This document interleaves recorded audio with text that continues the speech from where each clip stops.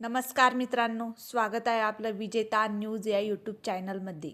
आज सोशल मीडियावर एक व्हिडिओ वेगाने व्हायरल होत आहे। या व्हिडिओमध्ये काही अल्पवयीन मुली संशयास्पद अवस्थेत दिसत असल्याचा दावा केला जात आहे।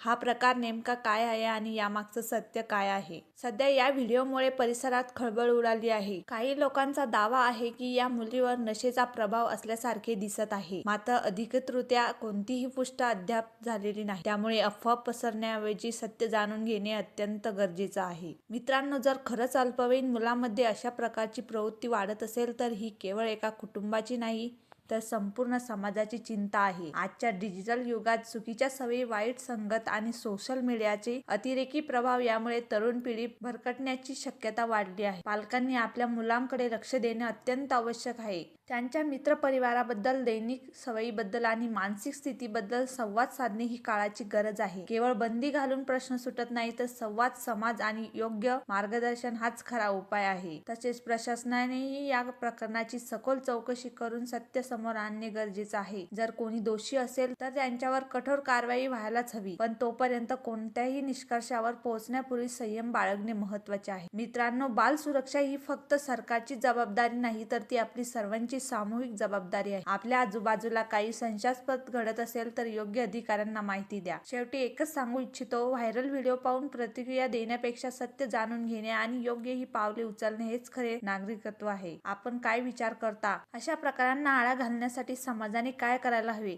तुमचं मत कमेंटमध्ये नक्की सांगा। व्हिडिओला लाईक करा, शेअर करा आणि सबस्क्राईब करायला विसरू नका। भेटूया अशाच एका नवीन व्हिडिओमध्ये। तोपर्यंत धन्यवाद।